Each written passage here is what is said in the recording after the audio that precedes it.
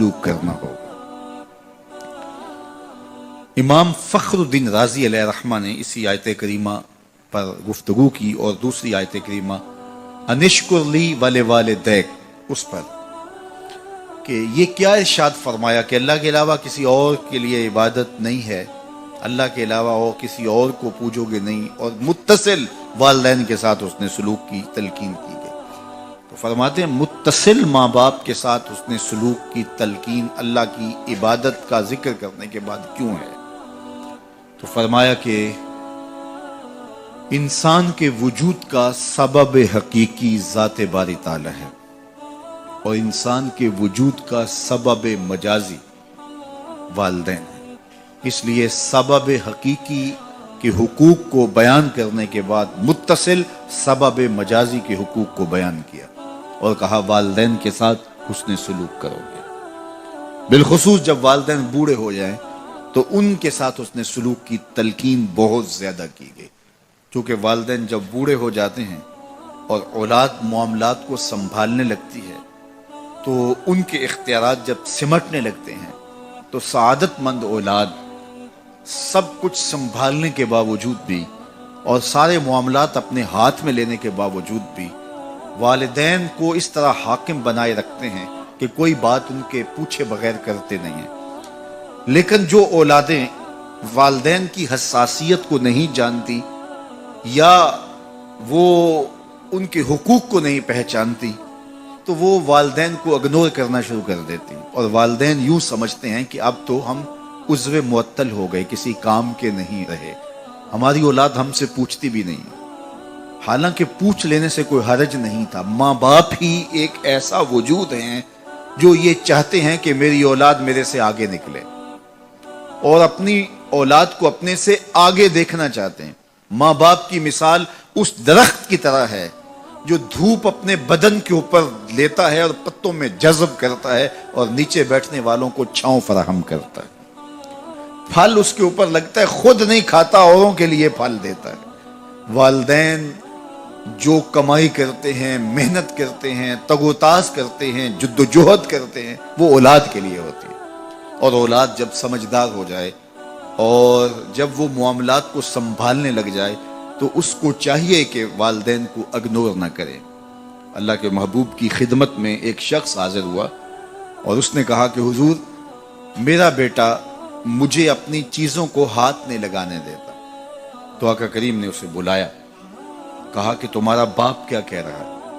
اس نے عرض کی حضور یہ چیزیں خراب کر دیتا ہے، بڑھاپا ہو گیا تو چیزیں خراب کر دیتا ہے۔ تو حضور کی چشمان اقدس میں آنسو آ گئے، فرمایا ایک وقت تھا کہ اس کی چیزیں تو خراب کرتا تھا اور اس نے کبھی نہیں روکا تھا۔ تو حضور نے ایک تاریخ ساز جملہ ارشاد فرمایا، انتا و مالو کا لے ابی کا، تو بھی اور تیرا مال بھی تیرے باپ کا ہے، وہ جو چاہے کرے تو اس کو روک نہیں سکتا۔ لیکن اولادیں جب سمجھدار ہونے لگے تو وہ والدین کو دقیانوس سمجھتی، وہ والدین کو اولڈ فیشن سمجھ لیتی، وہ سمجھتی ہیں کہ یہ تو جدید دور کے تقاضوں کو جانتی نہیں، حالانکہ والدین نے چکی کی طرح زمانے کو پیسا ہوتا ہے اور حالات کے جبر کو سہا ہوتا ہے اور تجربات کی چکی میں خود پسے ہوتے ہیں اور انہیں پتا ہوتا ہے کہ جو ہے وہ کیسے زندگی گزارنی ہے۔ ان کے تجربات اگرچہ وہ جدید دنیا کی اصطلاحات سے واقف نہ ہوں اور جدید زبانوں اور لہجوں سے آگاہ نہ ہوں، جدید فیشن انہیں نہ آتے ہوں، لیکن حالات کو کیسے گزارنا ہے یہ انہوں نے اپنے تجربات سے سیکھا ہوا ہوتا ہے، اور اولاد اگر ان کی اتباع کرتی ہے تو وہ سرخرو ہوتی ہے۔ لیکن چونکہ گرم خون جب آتا ہے تو پھر وہ چاہتا یہ ہے کہ میں زیادہ سمجھدار ہوں، تو والدین کو وہ اگنور کرنے لگ جاتے ہیں، اور والدین جب اپنے اختیارات سمٹتے محسوس کرتے ہیں اور اولادوں کے اختیارات بڑھتے ہوئے محسوس کرتے ہیں تو ایک طرح سے وہ اندر سے ٹوٹنا شروع ہو جاتے ہیں، اور یہ ان کے لیے اذیت کا سامان ہے۔ تو اس لیے میرے رب نے انسانی نفسیات اور انسانی کمزوریوں کو مد نظر رکھتے ہوئے کتنی خوبصورت جو ہے وہ تاکید فرمائی، وَبِالْوَالِدَيْنِ إِحْسَانًا، ان کے ساتھ تم نے حسن سلوک کرنا ہے، تمہارے رویے خوبصورت ہوں، بلکہ فرمایا تم نے ان کے سامنے اف بھی نہیں کہنا۔ کلمہ تعفیف کیا ہے؟ اف بھی نہیں کہنا. تو کہتے ہیں کہ آپ کے ہاتھ پر، بدن پر، لباس پر، کسی جگہ پر کوئی گرد، کوئی ریزہ پڑا ہوا ہو تو آپ اس کو پھونک سے ایسے اڑاتے ہیں، پھونک مارتے ہیں، تو اس سے جو آواز پیدا ہوتی ہے اس کو اف کہتے ہیں. تو کہا کہ اس قدر بھی ان کے سامنے تم اپنے معاملے کو پیش نہ کرو، والدین کے سامنے یوں محبت کا اظہار کرو. کلمہ تعفیف کے زمرے میں علماء نے یہ بھی لکھا ہے کہ ہر وہ رویہ جو ماں باپ کے لیے اذیت کا سبب ہو، ہر وہ کام جو والدین کے لیے اذیت کا سبب ہو، اس کو نہ کیا جائے. حضرت امام حسن رضی اللہ تعالی عنہ حضرت سیدہ فاطمہ الزہرا رضی اللہ تعالی عنہ کے ساتھ کھانا نہیں کھاتے تھے. ایک دن انہوں نے کہا بیٹا میری آرزو ہے کہ تم میرے ساتھ کھانا کھاؤ، لیکن میں دیکھتی ہوں کہ تم میرے ساتھ کھانا نہیں لیتے ہو. تو عرض کی امی جان میں اس ڈر سے آپ کے ساتھ کھانا نہیں لیتا کہ کسی لقمے کی طرف آپ کی نظر بڑھ گئی ہو اور آپ کا ہاتھ ابھی نہیں بڑھا اور میں پہلے اس لقمے کو اٹھا لوں جس کی طرف آپ کی نگاہ سبقت لے گئی ہے، اور آپ ماں ہونے کی وجہ سے مجھے نہ روکیں. وہ ایک فلسفی کہتا ہے مجھے ماں کی محبت کا صحیح اندازہ اس دن ہوا جب سیب 4 تھے اور ہم 5 تھے. ماں نے کہا میں تو سیب پسند ہی نہیں کرتی، یہ ماؤں کے روپ ہوتے ہیں، یہ ماؤں کے پیار کا رنگ ہوتا ہے. تو کہا کوئی لقمہ اچھا ہو اور آپ کی نظر بڑھ گئی ہو لیکن میرا ہاتھ پہلے بڑھ جائے، اور آپ اس وجہ سے کہ آپ ماں ہیں تو آپ جو ہے وہ اس کی طرف ہاتھ نہ بڑھائیں، تو میں اس ڈر سے آپ کے ساتھ بیٹھ کے کھانا ہی نہیں کھاتا. یہ کلمہ تعفیف ہے کہ ان کا اس طرح سے لحاظ رکھا جائے. علماء نے کلمہ تعفیف کے اندر یہ بات بھی لکھی ہے کہ جب والدین بوڑھے ہو جائیں اور ارذل عمر کو پہنچ جائیں، جب عمر بڑھتی چلی جاتی ہے اور بچپنا لوٹنا شروع ہو جاتا ہے، وَمَن نُعَمِّرْهُ نُنَكِّسُ فِي الْخَلْقِ، سورہ یاسین میں ارشاد فرمایا جب ہم کو لمبی عمر دیتے ہیں کسی کو تو اس کو بچپن کی طرف پھر پلٹا دیتے ہیں. دانت گر گئے، سخت اور ٹھوس غذا بچوں کی طرح اب پھر وہ نہیں لے سکتا، زبان میں لکنت پیدا ہو گئی، یاداشت کھونے لگی اور ہاتھوں پہ راشہ طاری ہو گیا، اب کوئی لقمہ اٹھا کے منہ میں ڈالے گا، وہ ساری بچپنے کی چیزیں لوٹنے لگی. اسی طرح سکل سماعت کا مسئلہ بھی آ گیا، اور پھر اس کے بعد جو ہے وہ چلنے پھرنے سے بھی قاصر ہے، بول و براز چارپائی پہ ہے جس طرح بچپن میں ہوتا ہے. وَمَن نُعَمِّرْهُ نُنَكِّسُ فِي الْخَلْقِ، ہم دوبارہ پلٹا لیتے ہیں اسی بچپنے کی طرف، دوبارہ اسی عمر میں آ جاتا ہے، اسی کیفیت میں آ جاتا ہے. اللہ اکبر، یہ غور کرنے کی باتیں ہیں، یہ اللہ کی نشانیاں ہیں. اب جب دوبارہ وہ چارپائی پہ آ گیا تو جس طرح بچہ چارپائی پہ ہوتا ہے اور تھوڑا سا چلے بھی تو چارپائی کو پکڑ کے تھام کے چلتا ہے، ٹھوس غذائیں نہیں کھا پاتا، اعضاء اس کے کمزور ہوتے ہیں، مدمحل ہوتے ہیں. وہی حالت دوبارہ بوڑھے بزرگ کی ہو گئی، بوڑھی ماں کی ہو گئی، بوڑھے باپ کی ہو گئی. اب ان کو بھی نرم لقمے شوربے میں بھگو کے منہ میں ڈالنے پڑتے ہیں، منہ میں دانت نہیں ہے کہ چبا سکیں. اللہ اکبر، بار بار ایک چیز کا مطالبہ کرتے ہیں، طبیعت میں چڑچڑا پن پیدا ہو جاتا ہے، بچپنے والی ضد پلٹ آتی اور بول و براز بھی چارپائی پہ. اب بوڑھے ماں باپ کے خدمت گزار بچے ان کو اٹھاتے ہیں اور ان کو دھوتے ہیں اور پھر وہاں چارپائی پہ ڈالتے ہیں، لیکن اس تعفن سے، اس بدبو سے جو بول و براز کی وجہ سے پیدا ہوئی، اپنی ناک پہ کپڑا رکھ لیتے ہیں. تو بوڑھے ماں باپ حساسیت کی وجہ سے یہ سوچتے ہیں کہ میری اولاد اب مجھ سے نفرت کر رہی ہے. تو اف کے زمرے میں علماء نے لکھا ہے کہ بدبو سہ لو، ناک پہ کپڑا نہ رکھو، چونکہ ان کو اس کی بھی تکلیف نہ ہو.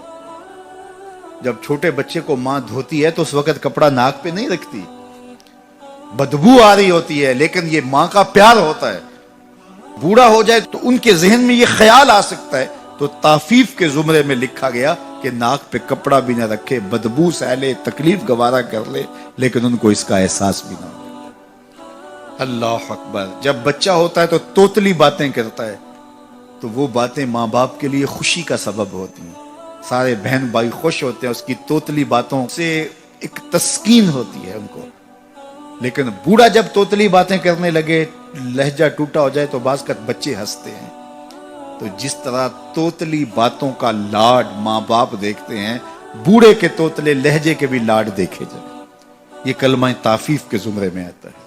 تو کہا ان کے سامنے اف بھی نہ کہو اور ان کی تعظیم کرو، اپنے بازو سکیڑ دو۔